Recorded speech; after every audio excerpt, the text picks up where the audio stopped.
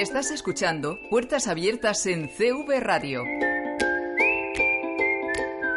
Momento de abrir la puerta de la consulta de salud del doctor Anastasio Montero, a quien le damos los buenos días. Bienvenido, doctor. Buenos días, doctor. Buenos días. Momento de recibir buenos consejos y referencias que nos hacen, bueno, pues que recobremos cierta tranquilidad en ocasiones, ¿eh? Y conocer cosas muchas veces. Y conocer cosas y descubrir cosas. En los últimos programas me estoy yo interesando por algunos temas. Ya nos trajo la semana pasada el tema de la disfunción eréctil en el varón. Y hoy nos va a hablar también de cosas que nos afectan que tiene mucho que ver con vosotros, hombres, con los y que hombres. Son muy interesantes. Sí, ahora además es una serie dedicada un poco a la urología. Muy bien. Entonces ahora vamos a traer pues el tema reina de la urología, que es la próstata, La ¿no? próstata en el hombre, es... ¿no? Y yo creo que el doctor Manuel Martínez es un hombre con mucha experiencia y luego a nivel humano es un hombre excepcional, tiene una calidad humana insuperable, ¿no? Entonces yo creo que va a ser muy importante ahí sus opiniones para que nos sirvan un poco para descifrar todas estas incógnitas que nos aparecen. Si me levanto por la mañana, por la noche a orinar, si orino poco, si mi chorro es pequeño, no sé qué hago con lo de la próstata. Entonces yo creo que es muy importante, ¿no? que descifremos estas cosas que son muy cotidianas sobre todo en los hombres, claro. Muy bien. Aunque las mujeres debemos de estar también atentas, porque todas o casi todas tenemos un hombre cerca que en un momento dado puede alertarnos con este tipo de cosas que ahora vamos a explicar. Así que yo voy a estar muy atenta a lo que aquí se va a contar. Doctor, ¿por dónde empezamos? Pues bueno, yo creo que... Vamos a darle los buenos días, en primer buenos lugar. Días, doctor Manuel Martínez, bienvenido. Bueno, él es urólogo de la fe, hace mucha cirugía endoscópica y también tiene su clínica en la Clínica de la Salud, ¿no? Entonces él tiene mucha experiencia en todo el tema de la próstata. Entonces quizá para que la gente sepa, pues, ¿qué es la próstata, Manolo? Hola, buenos días. En primer lugar, agradeceros la oportunidad que me dais de estar aquí. Bueno, la próstata es un órgano que es exclusivo del varón. Es un órgano que está localizado justo debajo de la vejiga y rodeando la primera porción de la uretra. Y es un órgano que habitualmente empieza a crecer hacia los 40 años. Ese crecimiento prostático es el que genera dos tipos de patologías que son las más comunes en el varón en estos momentos. Uno es el crecimiento benigno, lo que nosotros llamamos la hiperplasia benigna de próstata, y otro es el cáncer de próstata, que hay que recordar que es el tumor más frecuente del varón. Uno de cada 6 hombres acaba siendo diagnosticado de un cáncer de próstata a lo largo de su vida. Por eso la próstata es una patología tan importante en la consulta urológica y es una patología que además que hay que saber controlarla, diagnosticarla y evidentemente tratarla. A mí en los síntomas hay una serie de temas que me gustaría que nos dijeras porque son síntomas muy cotidianos, ¿no? Por ejemplo, lo de orinar, ¿no? Esto de orinar por la noche, ¿es bueno, es malo, es normal? Si tengo el chorro pequeño, no tal. Si orino con mucha frecuencia. ¿Qué opinas tú de la orina? De ¿cómo tiene que ser un varón que orine normalmente o cuando al orinar tienes que empezar a preocuparte de que algo está fallando? Vamos a ver, como he comentado, la próstata al crecer por la edad va obstruyendo la salida de la orina y esa primera porción de la uretra y va generando una serie de síntomas que nosotros llamamos síntomas de llenado y síntomas de vaciado. Dentro de esos síntomas, los más comunes es el orinar por la noche, lo que nosotros llamamos nocturia. Lo normal es no levantarse a orinar por la noche. Lo normal. El orinar con frecuencia por el día, orinar con una frecuencia menor de 2 horas, el tener prisas por ir a orinar, el que incluso se escape la orina, que haya lo que se llama una incontinencia de urgencia, el que se gotee después de orinar, el que haya dificultad para empezar a orinar. Todos esos son síntomas que están relacionados con el crecimiento prostático. Pero ojo, que esos síntomas no son exclusivos del varón. Las mujeres también los tienen. Y esa sintomatología no se puede atribuir siempre porque evidentemente las mujeres no tienen próstata. Entonces, hay una serie de cambios que se generan por la edad, también en la vejiga, que pueden motivar el que la mujer también orine de esa manera. Y no es consecuencia, evidentemente, de la próstata porque la mujer no la tiene. Lo que pasa es que en el varón sí que están muy relacionados con el crecimiento prostático. Evidentemente hay síntomas que no son exclusivos, como decía, del crecimiento prostático. De hecho, por ejemplo, hay pacientes que se levantan a orinar por las noches en muchas ocasiones y no tienen nada que ver con la próstata. Son problemas relacionados con retención de líquidos, efectivamente. Esto es importante también tenerlo, sí, que nadie se alarme, ¿no? Porque algún síntoma que nosotros mismos podamos, darnos cuenta por un dolor o por una sensación o no causa ningún dolor en este sentido, ni sensación. El único dolor que puede causar es el hecho de que uno se quede sin poder orinar, que es lo que se llama una retención de orina, y eso provoca una sensación de una pesadez y un deseo imperioso de orinar y no poder orinar. Es lo único. Lo que sí que es cierto es que en gente más joven la próstata puede generar problemas de inflamación e infección, que es lo que se llaman las prostatitis. ahí sí que puede provocar sintomatología de molestias a nivel del área genital, a nivel del área inguinal, a nivel perianal, incluso escozor al orinar. Eso es una sintomatología diferente, pero esos son por problemas de infección o inflamación dentro de la próstata, que eso es más típico de gente más joven. Entonces, por ejemplo, ¿qué dato de esto de orinar tendría que al hombre hacerle pensar ir al urólogo? Cualquier situación que haga que se modifique su patrón, que nosotros llamamos miccional normal. Es decir, el que uno perciba que no está orinando como está orinando siempre, puede ser el primer inicio de una sintomatología del crecimiento prostático. Luego hay otro tema que es el tema del PSA. ¿Qué nos cuentas del PSA? Bueno, pues el PSA es un marcador que ahora todo el mundo lo conoce. Todo el mundo lo conoce. El PSA es el antígeno prostático específico, que es un marcador tumoral para el diagnóstico precoz del cáncer de próstata. Es un marcador que venimos utilizando, de hecho fue mi tesis doctoral en su día, es un marcador que venimos utilizando desde los años 90 y que es un marcador que ojalá para todos los tumores tuviéramos un marcador como ese, como el PSA, pero hay que decir que es un marcador que es muy sensible pero poco específico. Traduzco para que lo entendamos. La mayoría de los tumores de los cánceres de próstata elevan el PSA, pero la mayoría de las veces que está elevado el PSA no es porque hay un cáncer de próstata. ¿De acuerdo? Vale. Eso es la diferencia entre especificidad y sensibilidad. Entonces, el PSA, la mayoría de las veces que hay un cáncer de próstata se eleva, y ese es el primer signo para intentar diagnosticar de forma precoz el cáncer de próstata. Porque lo importante en el cáncer de próstata y lo que ha cambiado la evolución en el tiempo en estas últimas décadas en el cáncer de próstata es el poderlo diagnosticar de forma precoz.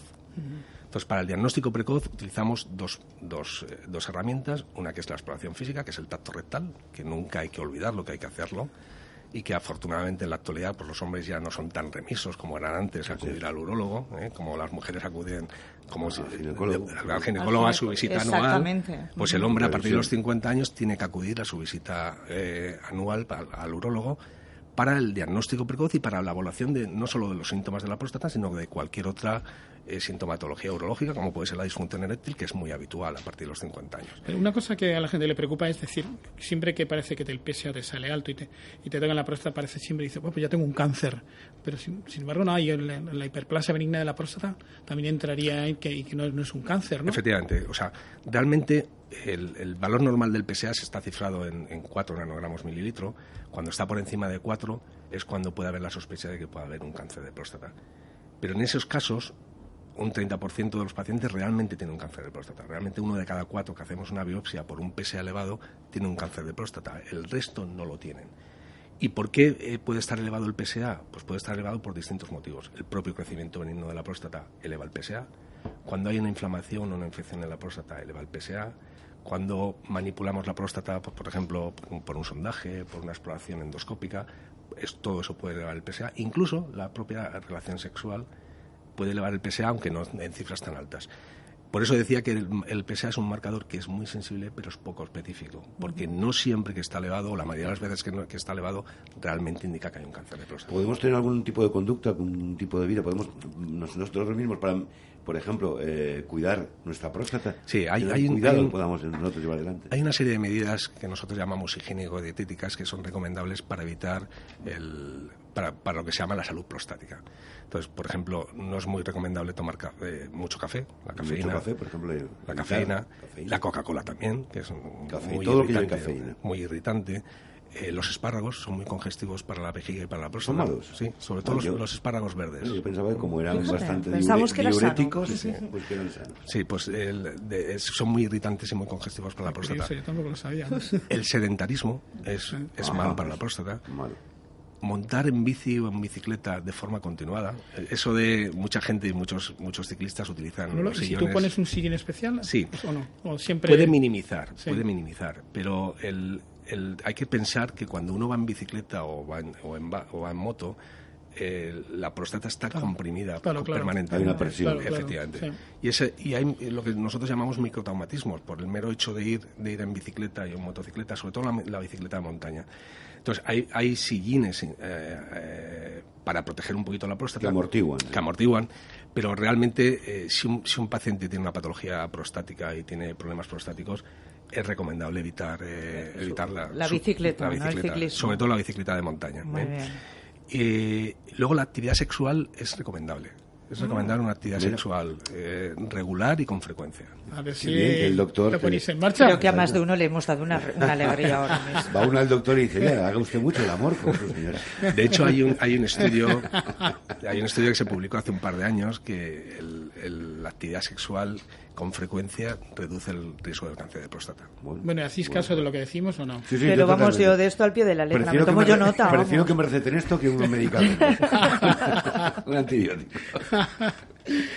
Genial, Manolo. Es que Manolo es genial. Doctor, tengo una pregunta. Sí. El índice de recuperación en caso de una patología oncológica en la próstata, ¿los tratamientos son efectivos? Efectivamente, vamos a ver. Si quieres, como lo vamos a tratar ahora. Vale, perfecto. Sigo el guión. Muy bien. Vamos a seguir. Vamos a ver un poco los dos bloques que tenemos, ¿no? La hiperplasia benigna de la próstata, qué actitud hay que seguir, por ejemplo, qué es, qué hay que hacer con la hiperplasia benigna de la próstata. Cuando hay una hiperplasia benigna de la próstata, lo primero que hay que hacer es acudir al urólogo. El urólogo va a explorar al paciente, seguramente le va a pedir una analítica para hacer el PSA. ¿Es una analítica de orina, de sangre? De orina y de sangre, habitualmente se hacen las dos cosas. Seguramente se le hará una ecografía para ver el tamaño de la próstata, una flujometría, que es una prueba para medir la fuerza con la que orinamos, y también se mide el residuo postmiccional, es decir, si se queda orina después de orinar. Entonces, con la evaluación clínica, con la evaluación sintomática y con este conjunto de datos de la analítica, la ecografía y la flujometría, se establece si es necesario el tratamiento o no. Hay muchos pacientes que no precisan ninguna medicación y que lo único que precisan es un control anual para despistaje o para el diagnóstico precoz del cáncer de próstata, ¿vale? Correcto. Si el paciente tiene sintomatología, valoramos en función de la sintomatología y del tipo de sintomatología qué medicación hay. Entonces disponemos de distintas medicaciones para tratar la hiperplasia benigna de próstata. Hay una serie de fármacos que se llaman alfa-bloqueantes que lo que hacen es abrir la salida de la próstata para facilitar el vaciado de la orina, ¿no? Esos son los fármacos que con más frecuencia utilizamos. Hay otra serie de fármacos que lo que hacen es reducir el tamaño de la próstata. Lo que hacen es disminuir el tamaño de la próstata. Estos los utilizamos cuando hay próstatas grandes y cuando hay una sintomatología más florida, porque estos pueden tener en un porcentaje mínimo efectos a nivel de la esfera sexual. Y luego los pacientes que fundamentalmente tienen una sintomatología de llenado, o sea, que orinan con mucha frecuencia, que tienen prisas por ir a orinar, utilizamos fármacos que lo que hacen es relajar la vejiga, que son fármacos que utilizamos con mucha frecuencia también en las mujeres. Por eso decía que la sintomatología prostática no es exclusiva del varón, hay mucha sintomatología que también la tiene la mujer. Entonces, esos fármacos que también utilizamos en las mujeres para tratar lo que se llama la vejiga hiperactiva, para tratar el que la vejiga no se dispare con tanta frecuencia, también lo utilizamos en el varón. Porque la cirugía, ¿hacéis cirugía endoscópica para resecar? Sí, cuando los pacientes, la indicación de cirugía, hay dos tipos de indicaciones. Una indicación que es absoluta, que son aquellos pacientes en los que tienen complicaciones debido a ese crecimiento prostático que precisan de cirugía porque el tratamiento médico no va a ser efectivo. Fundamentalmente son pacientes que tienen sangrado con consecuencia de la próstata, que tienen infecciones de repetición como consecuencia de la próstata o que se han quedado en retención urinaria. O sea, ha habido que poner una sonda y a pesar del tratamiento médico no son capaces de orinar. En esos casos utilizamos la cirugía. La cirugía habitualmente se utiliza una cirugía por vía endoscópica. La cirugía clásica ha sido lo que nosotros llamamos la resección transuretal de próstata, que es con un asa y vamos cortando trocito a trocito la próstata por vía endoscópica. En la actualidad disponemos del láser, ya tenemos láseres que son muy eficaces y muy efectivos y que reducen una de las complicaciones habituales de la cirugía prostática, que es el sangrado.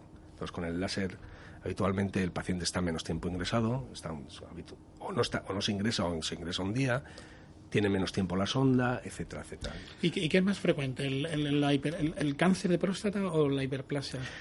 La consulta más habitual del urólogo es la consulta por la hiperplasia. Lo que pasa es que justamente la patología prostática, estas dos patologías prostáticas son las más comunes en la consulta urológica en la actualidad. El cáncer de próstata, como he dicho antes, es el tumor más frecuente en el varón en estos momentos. Doctor Montero, tenemos que ir concluyendo. Un resumen final, algún apunte para concluir con el doctor Martínez. Yo quería un poco el tema del cáncer de próstata, que nos ha dado poco. Bueno, pues si queréis voy a dar unas pinceladas. Es un cáncer que tiene un muy buen pronóstico. O sea, a pesar de que sea el tumor más frecuente en el varón, no es la causa de muerte más frecuente por tumor en el varón. Es la tercera causa, detrás del cáncer de pulmón y el cáncer colorectal. Lo que es fundamental es el diagnóstico precoz. Y para el diagnóstico precoz tenemos que utilizar las herramientas que he comentado antes, que es el tacto rectal y el PSA. Si el PSA está elevado, hacemos una biopsia y si la biopsia se confirma, entonces planteamos el tratamiento. Si son tumores localizados, la alternativa al tratamiento es la cirugía, lo que nos llamamos la prostatectomía radical. Aquí no es quitar la parte de dentro, hay que quitar por completo toda la próstata. O la radioterapia con sus distintas opciones, como semillas, radioterapia externa, braquiterapia, etcétera. El problema del tratamiento del cáncer de próstata es que puede tener dos complicaciones que son las habituales, ¿no?, como consecuencia de tratar el cáncer de próstata, que son la impotencia, la disfunción eréctil y la incontinencia. La incontinencia habitualmente es una incontinencia que suele ser transitoria y que muchos pacientes al final se acaban conteniendo. La disfunción eréctil está muy relacionada también con la edad. Entonces los pacientes de más edad tienen con mayor incidencia la disfunción eréctil y hay que buscar alternativas. Un poco lo que comentaba ella, ¿qué pronóstico tiene La gran mayoría de los pacientes en la actualidad se curan. O sea, hay pocos pacientes que se van a morir del cáncer de próstata. Afortunadamente eso es así por el diagnóstico precoz y porque además cada vez tenemos herramientas más válidas para tratarlo. Y por la disciplina también propia de tener la frecuencia de ir a las revisiones pertinentes y ponerse en mano de los médicos. Efectivamente. Nos vamos a quedar con este mensaje positivo. Sí. Siempre es muy instructiva esta sección. Solo un puntito. Y las metástasis, si aparece metástasis, es un signo de que la gente ya se hunde o tiene solución de la metástasis. Afortunadamente en el cáncer de próstata el tratamiento, cuando hay metástasis, lo que damos es un tratamiento hormonal, porque el cáncer de próstata está relacionado con la testosterona. Entonces lo que damos es un tratamiento hormonal para suprimir la testosterona. Y estos pacientes tienen una supervivencia en la actualidad bastante larga. Sí. Don Manuel Martínez, urólogo del Hospital de la Fe y de la Clínica de la Salud. Don Anastasio Montero, nuestro doctor de cabecera aquí en CV Radio. Muchas gracias, siempre aprendemos mucho. Sí, me alegro que aprendáis. Vamos a tener en cuenta estos consejos para cuidar la próstata. Practiquemos exactamente. sexo. Muchas gracias. Muchas gracias, doctores. Un placer. Venga, vale.